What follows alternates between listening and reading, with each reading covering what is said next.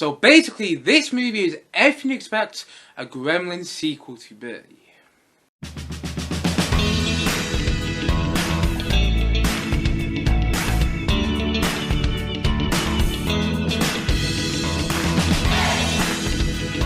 Gremlins The New Batch. Now, Gremlins The New Batch was released in 1990 and is once again directed by Joe Dante. And basically, the film is a follow-on from the first Gremlins film. So, slight spoilers here in case you haven't seen the first Gremlins film. But basically, at the end of the first Gremlins, Billy, the protagonist of that film, gets separated from Gizmo. However, in this film, we once again follow Billy, who's now working at this big corporate building in New York. And essentially, because of plot convenience, he ends up reuniting with Gizmo. And if you remember, you have to follow 3 rules to look after Gizmo in these Gremlin films. First of all, you cannot shine any bright lights on him. Second of all, you cannot get him wet. And third of all, you cannot feed him after midnight. However, Billy has to leave Gizmo alone for a little while, and basically, Gizmo ends up accidentally getting wet, and basically, once again, he gives birth to all these other Magwires. He gives birth to all these other mini Gizmos, and essentially, this time, all the other mini Gizmos trap Gizmo away, and basically, they go one off, and they go and feed themselves after midnight, turning them once again into these mischievous, evil gremlin creatures. This time, though, the Gremlins are quite different. In fact, it's in the name of the film, it's called Gremlins 2 The New Batch, and this time,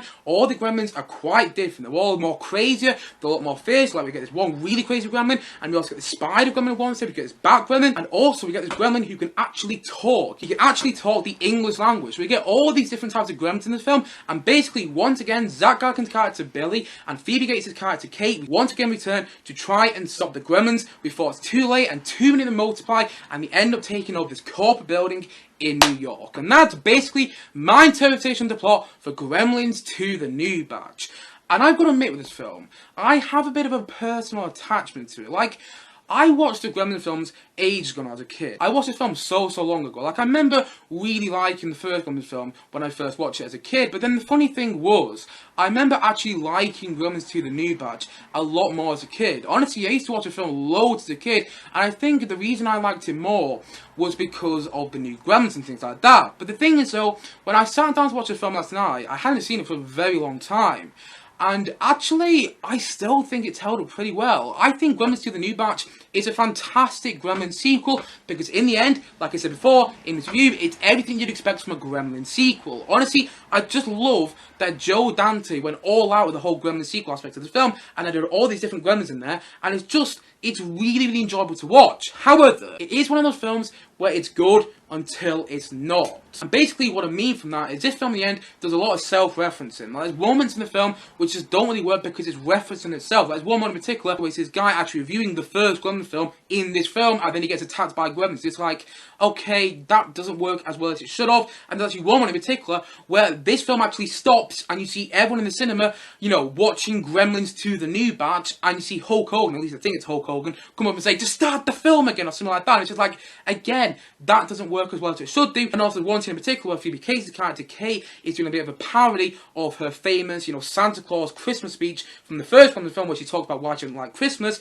And then you get similar sort of things in this film, but this time she's talking about why she didn't like Abraham Lincoln Day. And sometimes it doesn't work, things like that. Like, I do kind of like the one big self-referential thing of the Gremlin that can talk. He can actually talk the English language. I like that thing. He has like a brain liquid or something in the science lab. It's all a bit silly, but in the end it's a Gremlins film. But yes, he has his brain liquid in the science lab, which means he can now talk. And actually, that kind of works me. I actually found that kind of funny in some parts. But then some of the other self-referencing didn't work as well as I think Joe Dante wanted it to. And that's the thing in the end. Joe Dante, the director of this film, was given complete creative control over this film. That's the only way the studio could get him back for the sequel, is if he had complete creative control. And sometimes that works. Like, all the Gremlin stuff, I love all the chaotic, new, different Gremlin stuff. But at the same time, though, I don't think the self-referencing works as well as maybe he hoped it would. But nevertheless, I do think Gremlins 2 The New Batch is definitely one of the better horror sequels. And I do horror like that, by the way, because I still don't find it that scary. But nevertheless, I do find it really enjoyable to watch. In the end, it's pretty much everything you expect from a Gremlins sequel.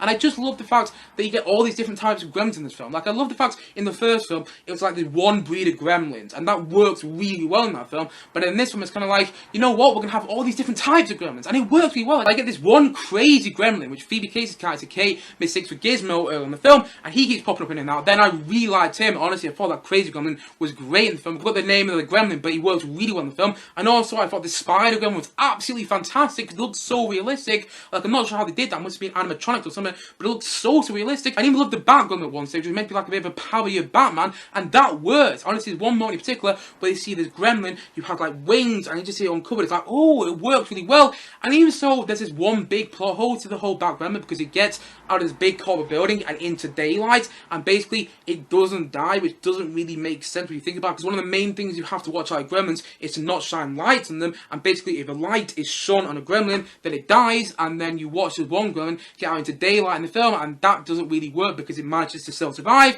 Even so, you do have that one big plot hole to the whole Bat gremlin in the film, it still kind of worked. I just love the fact that Joe Dante went, you know what, we're going to have all these different types of gremlins in the film, and you know what, that all works. I just love all the different types of gremlins that you get to see in this film, and I also just love the fact that it's just so much crazy in the first film. It's so much more chaotic and things like that, and even so, like I said before, that doesn't always work. There are some fantastic moments in the film. There's one moment in particular where all the sprinklers are turned on in this corporate building, and then because when gremlins get wet, they end up giving birth to more gremlins. You basically see all these gremlins getting pregnant and then giving birth, and it's absolutely fantastic, that scene. Honestly, it's one of my favourite scenes in the film because I just love the way it was made. And yet again, I don't know how Joe Dante did it with the gremlins. I don't know how he did it. Like, I'm not sure if they puppeted. I think they were puppeted, but also like the spider gremlin, was that an animatronic? It must have been. It's things like that which work so well in the film. Honestly, I think Gremlins 2: The New Batch is a really enjoyable horror sequel. I think it's really enjoyable, far better than most horror sequels. Honestly, there's not many horror sequels which actually turn out pretty good, and I think Gremlins 2: The New Batch is actually one of those horror sequels which turns out pretty good. I do think it turns out pretty good, and the funny thing is, you know, I was watching it just thinking, this is so unique. You would not get this in any horror sequel nowadays, and the fact that this big studio, Warner Brothers, gave Joe Dante complete creative control of this film is fantastic in my opinion. Honestly, I love the fact that Joe Dante just got complete creative control all over this film, and you get all these different gremlins and things like that, and even so all the self-referencing doesn't always work, I just love the fact that he has all these different gremlins in there, and that's what makes it so enjoyable to watch. And just sequence in particular, when you see that one gremlin, you know, singing New York by Frank Sinatra, and again, that shouldn't work, but because it's a Gremlins film, it does. And yet again, it's silly, it's stupid, and it's all over the place. You know, like the first one, and like the Gremlins themselves, it's silly and it's stupid, and it's a bit all over the place, but actually, it kind of works in my opinion. Honestly, I might be the minority here, but I think Gremlins 2: The New Batch is great. I really like him. He's not as good as the first Gremlins film, but you know what? I just love the fact that we have all these different Gremlins in the film, and that, in my opinion, is enough to make me like it. And you know, I can clearly understand why someone who loves the first Gremlins film might not like this one. In fact, I have my big problems with it, like the whole self-referencing stuff doesn't really work, but then all the Gremlins stuff sells it for me. All the Gremlins stuff sells it for me and makes it work. And even so, there are a couple more moments of special effects, so like CGI in this film, which weren't always the best, and even so the self-referencing didn't always work for me, and even so the characters are far more bland than they were in the first film, like I gotta admit. In these Gremlins films, the human characters have always been a weakness of all these Gremlins films. Honestly, they're once again written quite badly in the film like they were in the first film, but nevertheless, even so the film does have all those problems, in the end, it's enjoyable and it's fun because of the whole new Gremlins aspect. You know, in the end, it's called Gremlins 2: The New Batch, and then seeing the new batch in this film is just great in my opinion. Honestly, I just really like that. Maybe I like it so much because I have a bit of a personal attachment to it, but I don't care in the end. I think Gremlins 2: The New Batch is a worthy sequel to the first Gremlins. I think it's really enjoyable, if a bit too self-referential in the end. And honestly, I just think it's a lot of fun once again. I think J. Goldsmith's score is once again fantastic in the film. I actually think his score is a lot more better than it was in the first film. And I liked the score quite well in the first film, but in this film, it feels more, I don't know, it just feels a bit more fierce, like the Gremlins themselves. The Jerry Goldsmith score is a lot more fierce than it was in the first film. And I just love the fact that we get all these different types of Gremlins in this film. Because in the end, that sounds like quite a small thing, but actually when you watch the film, it's quite a big thing, and it's what makes the film work in my opinion. Just the new Gremlins. Like I said about the first Gremlins film, you know, in the first Gremlins film, the thing that made that film work was the Gremlins. And the same thing happens here, in fact even more. I think it's really enjoyable, not as good as the first Gremlins, but nevertheless a worthy sequel that I found very enjoyable to watch, and that's why I like it so much. And so, all in all, I'm going to say that Gremlins 2: The New Batch, I'm going to say that it's a 7.3 out of 10. Honestly, in the end, I can clearly tell why someone who absolutely loves the first Gremlins film won't like this one as much as maybe I do. But nevertheless, I just got to admit here, I enjoy it. And maybe I enjoy it because I watched this film as a kid so much. But nevertheless, I do enjoy it. I do think it's better than most horror sequels made nowadays. I do think it's better than most horror sequels in general. I just think it's a really enjoyable sequel, and you know, in the end, it's a proper Gremlins sequel. It's what you expect from a Gremlins sequel, and not in a bad way. Even so, I do have my problems with it, and even so, some of those self-referential moments, you know, took you out of the film, and not necessarily in a good way. All in all, I finished Gremlins 2: The New Batch, really enjoying myself. I finished Gremlins 2: The New Batch with a huge grin on my face, and you know what? That's what I take from it overall. And by the way, one thing I would have mentioned before the end of this review is that Christopher Lee in this film as well. You know, Christopher Lee, this famous horror actor who plays some characters as Dracula and so on and so on and so on, even in so many horror films, is in this film as well. And he plays his lab assistant. He wants to test things on the Gremlins. I just love the fact that Christopher Lee's in the film. I just love the fact that this famous horror actor pops up in this film. He's not in a huge amount, but still, I just love the fact that Christopher Lee is on this film. You know, it doesn't really make much of a difference about the film overall, but I've got to admit, watching him in this film just made me smile, because I like the way he was used in this film,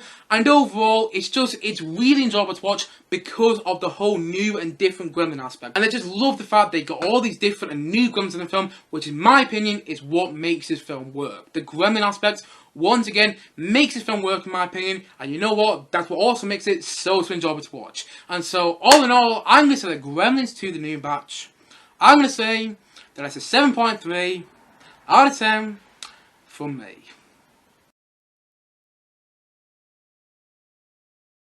Anyway guys, what do you think of Gremlins 2: The New Batch? Please do comment down below and let me know your thoughts in the comment section below.